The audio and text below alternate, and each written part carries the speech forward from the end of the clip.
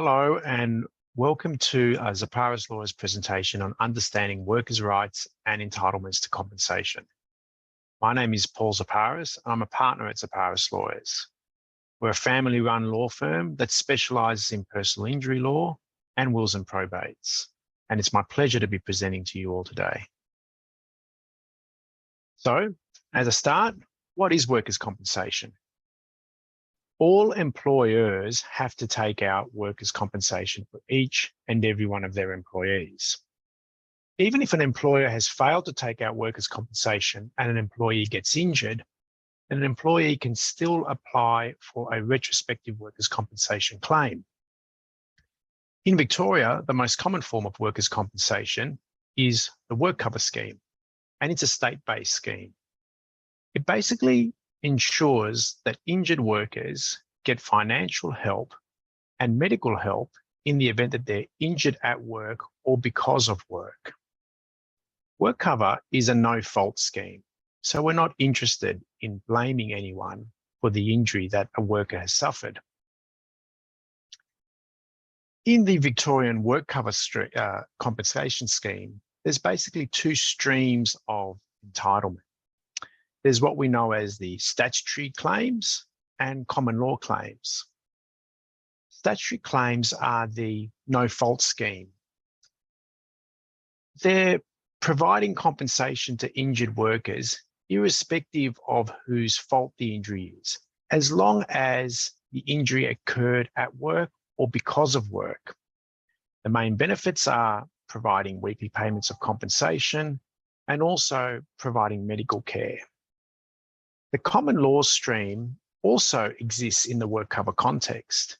It runs parallel to the statutory benefits scheme, and it's a fault-based scheme. So here, it's an entitlement for a worker to access lump sum compensation where they can show that someone else is at fault for their injury. In legal terms, it's the idea of a duty of care being owed to a worker and that duty of care being breached. Before you can even go down that path, though, the worker needs to show that the injury that they've suffered meets a threshold level, that it's a serious injury. If you can show that you've got a serious injury, and if you can show that it's because of the fault of someone else, then a worker may be entitled to lump sum compensation for their wages and pain and suffering. The purpose of this presentation, however, will be to focus on the statutory benefits, the no-fault benefits. So, who can lodge a WorkCover claim? Basically, any worker who's based in Victoria or any worker whose employer's principal place of business is in Victoria, even where the worker might be interstate or potentially overseas. What can be claimed? Well, any type of injury at all can be claimed. The most obvious examples are physical injuries, including aggravations or deteriorations of pre-existing problems. But we're seeing a lot more psychological injuries because of bullying or overworked or other types of stress claim. Increasingly, occupational diseases are becoming a bigger issue. The most obvious example of an occupational disease that we're seeing more and more are silicosis, that is a lung condition that's suffered by stonemasons, for example, or people who are involved in cutting stone or reconstituted stone. But we're also seeing more occupational diseases that might be, less expected types of diseases that are linked to occupation. Things like blood cancers, for example, that might be linked to exposure to chemicals. So that's becoming an increasing part of our practice too. Industrial deafness is something that can be claimed. And then also what are known as dependency claims. So when someone who is dependent on either a partner or a parent to provide for them, where that partner or parent has died, then the survivors can bring a dependency claim. Types of injuries we see a lot of lower back injuries, which can arise as a result of heavy lifting or even repetitive lifting of loads that are not that heavy, neck and head injuries, fractures, burns, repetitive strain injuries, and increasingly we're seeing a lot of psychological injuries because of bullying or other stress-related conditions. So you've suffered an injury at work or because of work. What entitlements can you access?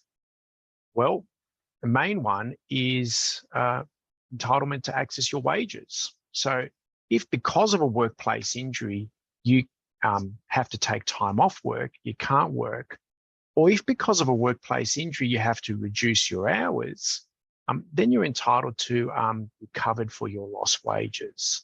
And we call that weekly payments of compensation, because that compensation, those wages are typically paid weekly.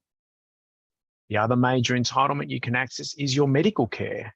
Effectively, if you've suffered an injury at work and you have an accepted WorkCover claim, it's as if you've got private health cover for that particular injury. So you don't have to go out into the public system and wait for a long period of time and end up getting seen by a doctor who just gets randomly allocated to you. If you've suffered a WorkCover injury, it's like you're in the private system. You can see the doctor or the surgeon of your choice. And typically, if you need interventions in the form of injections or operations, that can happen quite quickly. The other things you can access are personal care, home help care, support services, gardening services, cleaning services, anything that you could do before your injury that you can't do, that can be covered by WorkCover. And there's also the possibility to access a lump sum for an impairment claim. Now, this isn't to be confused with a common law lump sum. A lump sum for an impairment claim is something you can access. It's designed to be directed towards compensating you for your pain and suffering. And it involves an assessment and assigning a percentage whole person impairment for your injury. And if you meet a threshold level for that whole person impairment, typically it's either 5% for musculoskeletal injuries or 10% for non-musculoskeletal injuries, then you're entitled to receive a payout. And the higher the percentage, the higher the payout. It effectively gets plugged into a formula. Let's talk about weekly payments. That's the most, for most people, the most important type of compensation, because it provides some financial security while you're injured and while you're trying to recover and get better and get back to work.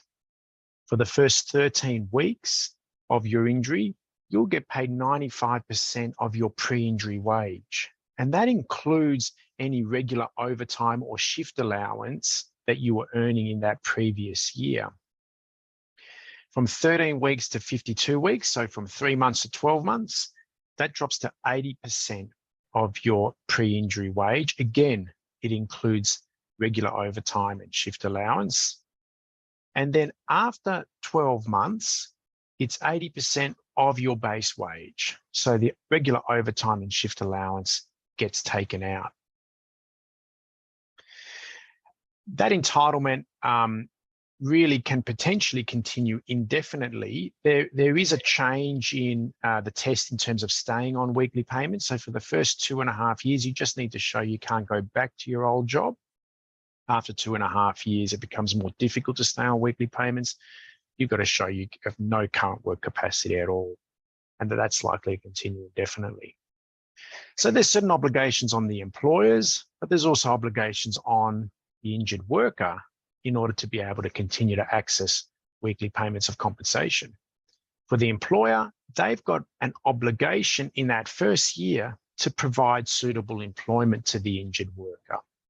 Now, that doesn't mean they have to find employment. If suitable employment can't be found, then the injured worker will be able to access weekly payments of compensation, even if they're not turning up to work at all.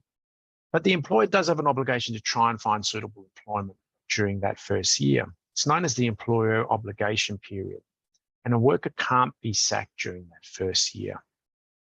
What are the worker's obligations?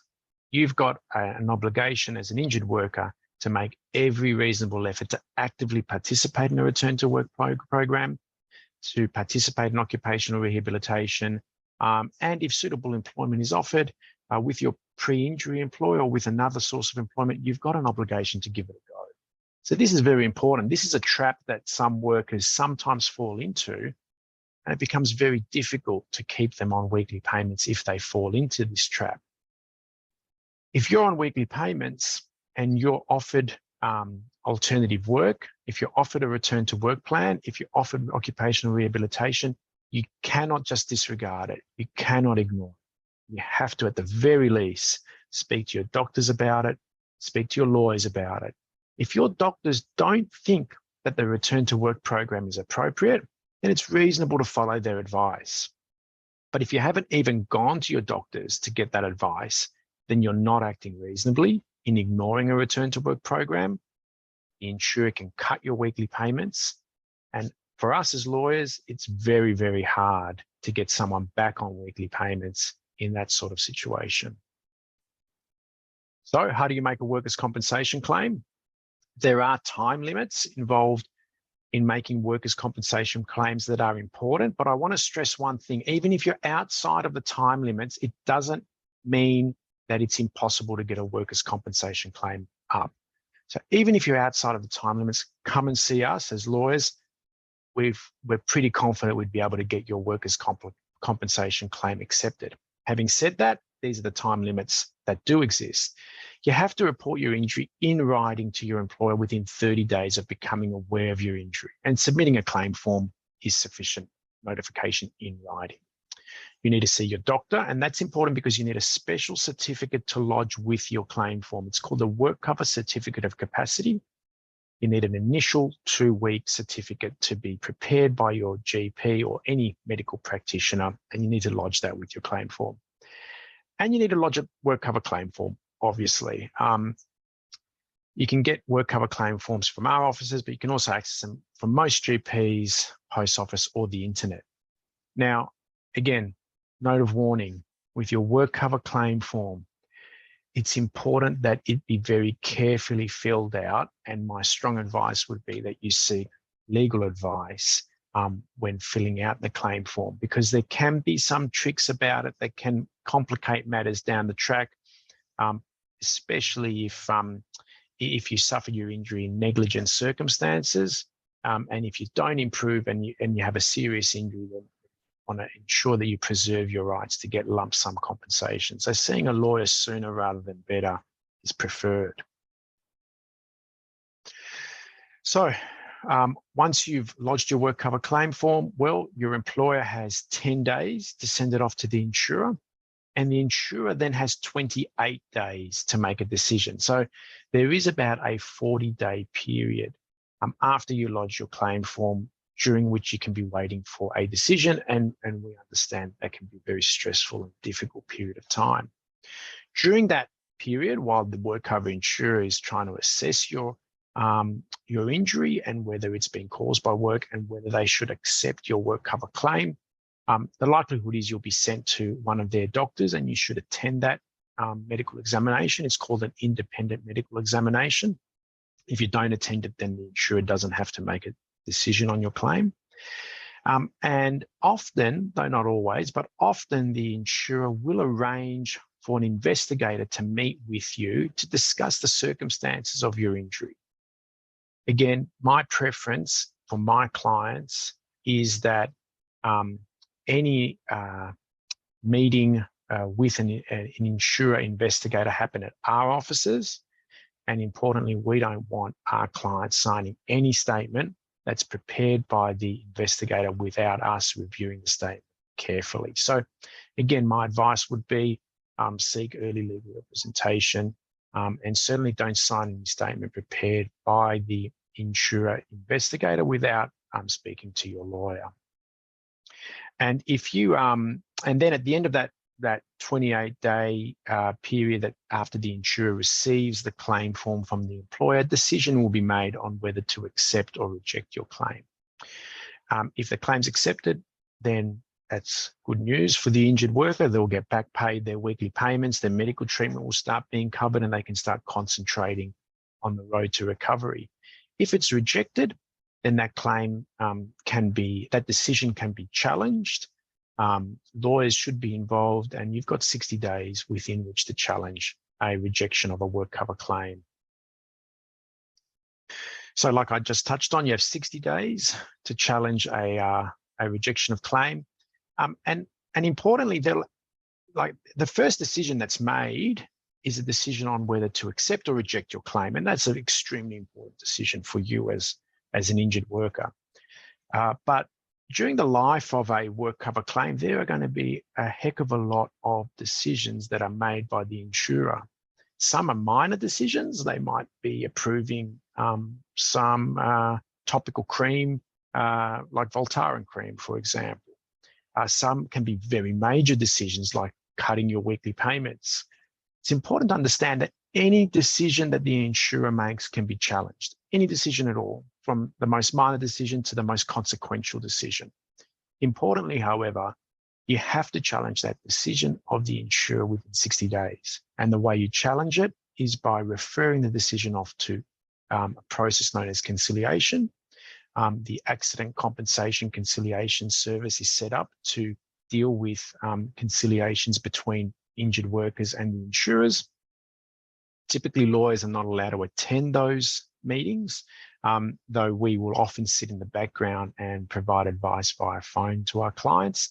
And also we connect our clients with non-lawyer specialists in the conciliation process to be with our clients and to guide them through that process. But conciliation is not like court. It's a meeting basically between the injured worker and the insurer with an independent person known as a conciliator who tries to get the parties to agree. It's a necessary step before you can take any further steps. And if you can't resolve the dispute, then there are other avenues for dispute resolution available to an injured worker. Well, why do you need to lodge a WorkCover claim? I'll often be asked this question by some of my clients. The most obvious answer is it gives you the best chance of recovering from your injury because your medical treatment will be covered by the WorkCover insurer. And like I said right at the start of this presentation, the medical treatment, it's effectively like being in the private system rather than being in the public system. So you can choose your doctors, you can choose your surgeons, and importantly, you can get timely treatment, assuming, of course, that the WorkCover insurer agrees to fund it. And if the WorkCover insurer refuses to fund any medical treatment, then you have that conciliation process and dispute resolution process that I touched on. So that is incredibly important. And obviously another really important thing is it provides you with some financial security while you're recovering, because we can't, know what the future holds. There's no certainty about how long it will take you to recover from your injury. I've had many clients who thought they just had a minor injury, didn't want to lodge a claim form or didn't lodge a WorkCover claim form for quite some time. And the minor injury just didn't resolve in the way that they thought that it would resolve. And the process took a lot longer, and they needed security in the form of weekly payments of compensation, and they needed a lot more medical intervention than they anticipated. So we don't know what the future holds. We don't know what the course of any injury is. And that's why it's important to lodge a WorkCover claim form, because it provides that sort of security against what the unknown of the future will bring. So the key points about workers' compensation: it's a no-fault scheme. You don't have to blame anyone or prove fault on the part of anyone in order to access those statutory benefits, weekly payments, medical treatment, impairment claim. The fault-based element of it is separate. It runs parallel to those statutory entitlements. Workers' compensation covers much more than just wages. Wages are extremely important. They'll provide you with some financial security during a very difficult time in your life. But critically, the medical support that it provides is so important to ensuring that you get better, recover from your injury, and able to move on with your life. Any decision that the insurer makes can be challenged. That's an important thing to understand. But you've got to challenge that decision within 60 days of receiving the decision. So like I touched on at the start of the presentation, Zaparas Lawyers is a specialist personal injury law firm. We've been doing this work for 40 years. The firm was started by my father in the early 1980s, and family has grown. My father's immediate family has grown. I'm in it. My brother is in it. My sister is in it. My mother works in the business as well. But also the family of lawyers and support staff at Zaparas Lawyers has grown significantly as well. And now we're a team 180 strong, providing support to injured workers. We're no win, no fee. And that means if you don't get compensation, we don't charge you anything at all. And we'll cover the cost of your case by funding your case in the form of medical reports and court filing fees and so on. We'll cover that. If you don't get compensation, we don't ask you to pay that. As I touched on, this is a family firm. At its core is the Zaparas family. All 180 people who work here are part of the broader family. And those are the values that permeate through the firm. We have a significant geographic spread within Melbourne and Victoria. These are our office locations on the screen. Oakleigh is our main office, but we have representation in Epping, Werribee, Sunshine, Cranbourne, Pakenham, and Bendigo. And we also have 2 Queensland offices in Upper Coomera, which is on the Gold Coast, and in Brisbane. So thank you so much for taking the time to listen to my presentation. I hope that it's been enlightening about the WorkCover system, and hopefully you'll never have to tap into the WorkCover system. But if you ever do need to access WorkCover entitlements, please know that we're here to help you. Thank you.